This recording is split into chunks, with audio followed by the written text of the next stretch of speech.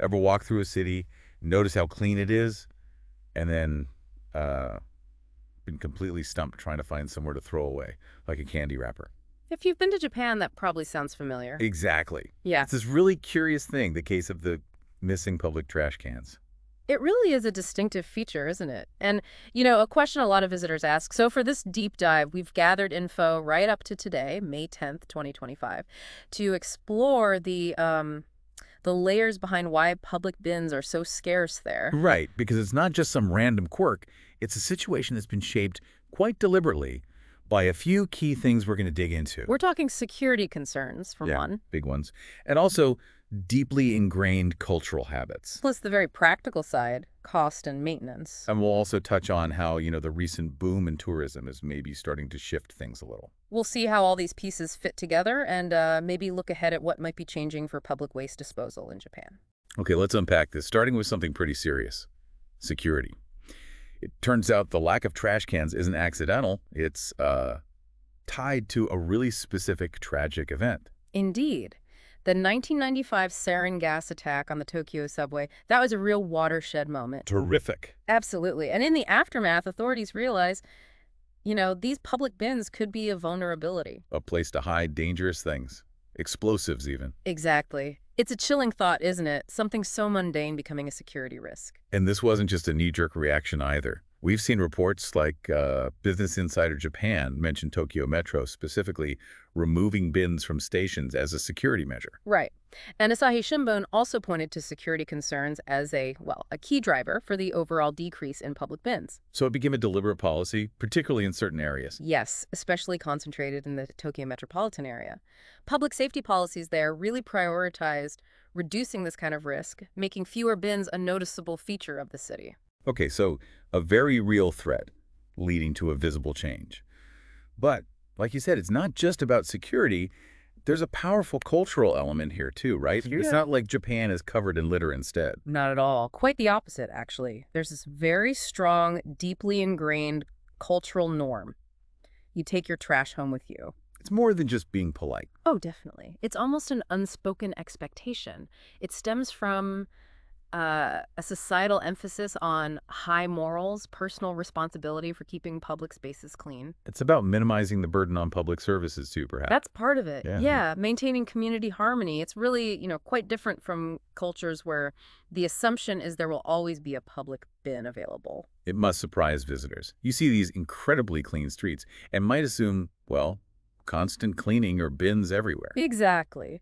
Newsweek Japan actually noted that the surprise foreigners feel at the cleanliness despite the lack of bins. So if you've ever been that person wandering around with a wrapper, well, you're not alone. So that explanation from Fun Japan, that taking your trash home is a core reason for fewer bins, that really clicks then. It does. It's a cultural habit that sort of reduces the perceived need for lots of public bins. And this ties into household waste too, doesn't it? Yeah. Japan's known for very specific recycling and sorting rules at home. Absolutely. Those detailed rules about separating waste at home, they really reinforce the habit of dealing with your own trash in your own space, rather than expecting, general bins everywhere when you're out. Okay, so security, culture, very compelling reasons.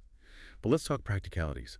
Cost and maintenance, even setting aside security, and even with the take-it-home culture, providing public bins costs money, right? You're absolutely right. The financial side is significant. You've got regular collection, cleaning to stop smells and pests, the labor involved. It adds up fast. It really does, especially in busy urban centers. And I imagine tourist areas must be even tougher. More people, more trash, maybe people less familiar with the take-it-home idea.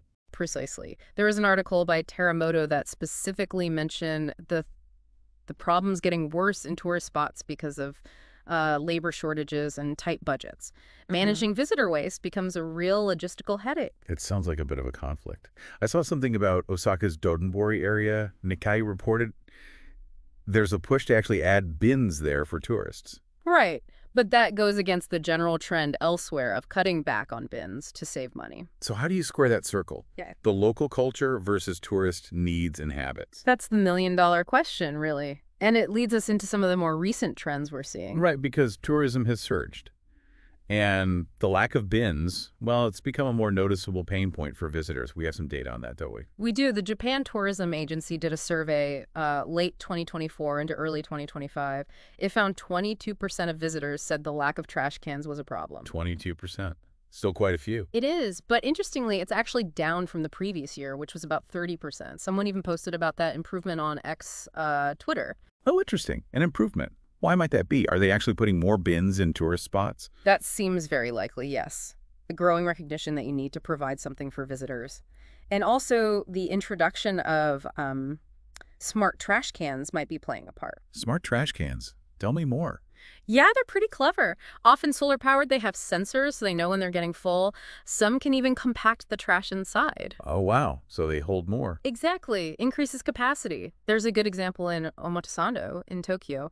Since 2020, they've installed, I think, 34 of these Smago smart bins specifically to help cater to tourists. That sounds like a genuinely practical solution. Yeah. Tackles capacity and maybe collection frequency, too. Right. And this thinking is scaling up, too, it seems. How so? Well, the upcoming Osaka 2025 World Expo, they have plans for smart collection boxes focused on resource circulation. The official expo site talks about using them to promote waste separation, sustainability. Okay, so let's just quickly recap those specifics for you listening. We have the tourism agency survey, 22% of visitors noting the lack of bins. Right, that was November 24 to Feb 25 data range, roughly. Then Tokyo Metro removing bins back around Jan 2022, mainly for security. Yes. The 34 smart Smago bins in Omotesando starting October 2020 for tourists. Mm-hmm. And the Osaka Expo's plan for smart collection linked to resource circulation coming up next year, April to October 2025. Exactly. These are all, concrete examples of Japan starting to adapt, dealing with more tourism, while still balancing those older factors, security, culture, cost. It really does feel like a balancing act because on one hand, you understand the reasons, the security, the cultural norms, but on the other, it is inconvenient for visitors. Yeah. And you have to assume it probably leads to some litter, maybe. Yeah. Especially in packed tourist spots. That tension is definitely real. I mean, you see discussions online on X, for instance, people calling for maybe not legislation, but certainly more bins like you find in other countries. But then you also have to respect Japan's focus on waste reduction, their high recycling rates. They're clearly not ignoring trash, just approaching it differently. Very true. So while we are seeing more bins appearing, especially in tourist zones, as of today, May 10th, 2025, a huge nationwide change that'll likely be gradual. But things like smart bins and maybe big events like the Expo pushing new models, they could accelerate things. They certainly could. They offer potential pathways to more sustainable, maybe more user-friendly waste management in the future. So wrapping this up then, the landscape of few public trash cans in Japan isn't random. It's this potent mix.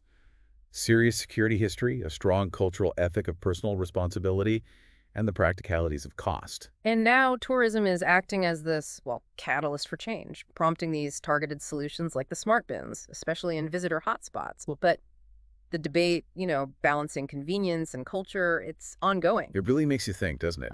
As cities everywhere wrestle with waste and often security too, what lessons can we take from Japan's unique path and how they're adapting now? Yeah, it's definitely more than just where's the bin. It's a fascinating look at how culture, safety, and economics shape something as basic as dealing with trash in public spaces.